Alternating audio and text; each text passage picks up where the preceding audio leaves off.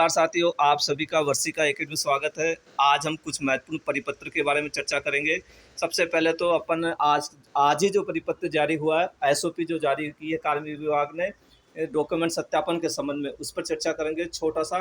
दूसरी चीज़ additional charge के संबंध में अपन चर्चा करेंगे। तीसरा जो सरकारी सेवा के अंदर हैं उसके संबंध में बात करेंगे। ट्रेड प्रोटेक्शन के संबंध में कौन से कर्मचारियों को नहीं मिलेगा जो मिनिस्टर एम्प्लॉय है, ठीक है। दूसरा है न्यायालय में जाने से पूर्व आपको क्या करना पड़ेगा। इसके संबंध में साथियों 5 मिनट का छोटा सा वीडियो मैं लेके आया हूँ। सबसे पहले है दस्तावेज सत्यापन, जिसके बारे में आप सबको पता है, आपने पढ़ लिया होगा। कार्मिक विभाग ने आज ये परिपत्र जारी किया 22/8/24 को। इसमें एक एसओपी जारी किया साथियों। इस एसओपी में कार्य की अवधि रखी है अधिकतम 45 दिवस। और इसमें एक खुशी की बात यह है, इसमें वो अफसर भी शामिल है जब अनुपस्थित रहते हैं उनको पुनः वापस आमंत्रित करने के लिए कहा जाता है। वो अफसर भी इसमें शामिल है। इसका मतलब बहुत कम समय रहेगा और आपकी पोस्टिंग जल्दी होगी। और साथ में एक कंडीशन भी डाली है, यदि पोस्टिंग संख्या अधिक है तो 15 दिवस अतिरिक्त हो सकती है। कहने का मतलब बहुत जल्दी प्रोसेस होने वाला है। दूसरी चीज़ इन्होंने कहा है ऑनलाइन या ऑफलाइन कुछ भी डॉक्यूमेंट सत्यापन किया जा सकता है। तीसरी चीज़ ये कहा है कि एक सूची बनानी पड़ेगी जिसमें पात्र की, अपात्र की, संदिग्ध दस्तावेज की और अनुपस्थित कर्मचारियों की, ये 4 तरह की सूची बनेगी। इसमें जो कार्मिक लगेंगे डॉक्यूमेंट सत्यापन के लिए उनको प्रशिक्षण दिया जाएगा। और कुछ डॉक्यूमेंट की विशेष जांच होगी, किन किन की, शैक्षणिक डिप्लोमा और डिग्री की, अंक तालिका की, खेल प्रमाण पत्र की, दिव्यांश और निःशक्तता प्रमाण पत्र की और जाति प्रमाण पत्र की। ठीक है साथियों। अगला है साथियों बाहरी संस्थाएं। जो बाहरी संस्थाएं, यहाँ बाहरी संस्था का मतलब जैसे किसी ने बाहर से कोई डिग्री ली है, ठीक है, कोई उपाधि संलग्न की है, उसका अलग से एक समिति बनेगी। उस समिति के द्वारा उसके डॉक्यूमेंट की जांच की जाएगी। और साथ में एक लास्ट पॉइंट ये भी जोड़ा है कि डिजी लॉकर से योग्यता डिग्री को जोड़ा जाए। साथियों ये डिजी लॉकर जो ऐप है उसके माध्यम से आपकी डिग्री योग्यता जोड़ी जाए, इसके लिए भी उन्होंने कहा है। अब अपन अगली बात करते हैं, महत्वपूर्ण एक परिपत्र भी डीटीए ने जारी किया साथियों अतिरिक्त चार्ज के संबंध में। यह परिपत्र आपको मिलेगा 1497, ये ऑर्डर नंबर है, दिनांक 30/3/2022 को जारी किया है। इसमें कहा गया है कि अतिरिक्त चार्ज राजस्थान सेवा नियम 35 और 50 के अनुसार दिया जाना चाहिए।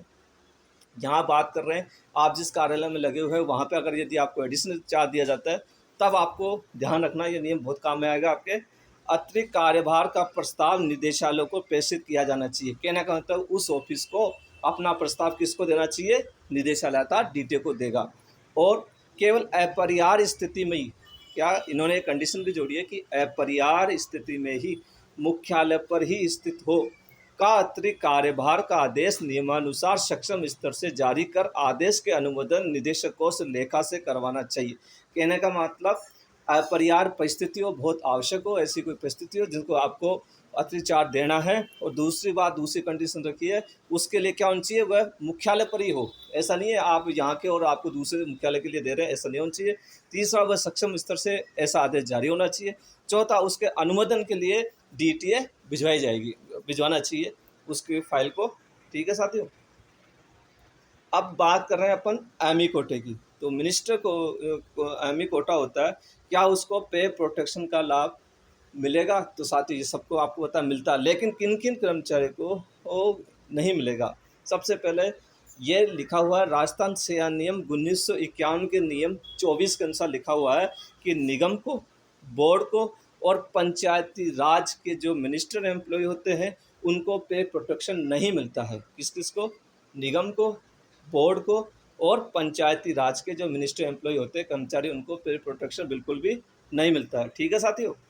इसके लिए आपको क्या करना पड़ेगा ये पता है, जिस दिन आपकी सेवा में लगते हैं, ठीक है, उसी दिन आपको एक एप्लीकेशन देनी पड़ेगी कि मैं पूरी सेवा से इसमें आया हूँ, तो रिलीव होकर आया हूँ, उसका आदेश लगाना पड़ेगा और उस पे प्रोटेक्शन के लिए आपको अप्लाई करना पड़ेगा।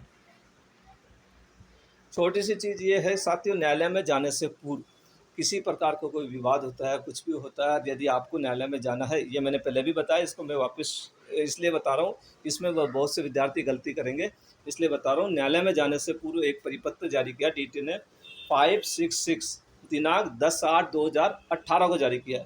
उसके अनुसार कहा गया है कि राजस्थान सिविल सेवाएं आचरण नियम 1971 के नियम 29, कहना का मतलब ये आचरण नियम जो है 1971 के नियम 29 का इन्होंने हवाला दिया है। उसमें साफ लिखा हुआ है कि समुचित परिवेदना या शासकीय मार्ग अपनाए बिना न्यायालय की शरण में नहीं जाएगा। आप किसी न्यायालय में जा रहे हो तो बिना शासकीय परिवेदना के आप नहीं जाएंगे। दूसरी चीज़ इसने डीटी ने 3 स्तर भी बताए हैं परिवेदना के। प्रथम, जहाँ पर नियुक्ति है उस कार्यालय में आपको परिवेदना देनी होगी। ठीक है, ध्यान रखना साथियों, जहाँ पे आप मान लो आपको किसी कारण से न्यायालय में जाना है तो पहले जिस ऑफिस में लगे हो आपको वहाँ आपको परिवेदना देनी पड़ेगी। फिर उसके बाद द्वितीय स्तर इसका किया है निदेशक कोष और लेखा विभाग, वहाँ से आपको रिलीफ नहीं मिलता है तो आप कहाँ आवेदन करेंगे, डीटीए करेंगे। अब सपोज करो डीटीए से भी आपको रिलीफ नहीं मिल रहा है, आपने परिवेदना दी उसका कुछ निस्तारण नहीं हुआ है या निस्तारण हो गया परंतु आप असंतुष्ट हैं, तो आपको तथ्य परिवेदना देनी पड़ेगी अपील अधिकारी को, जो कौन होगा, वित्त विभाग होगा। तो इस प्रकार से ये 3 परिवेदनाओं का चरण है साथियों। और ये छोटा सा वीडियो था आपके लिए।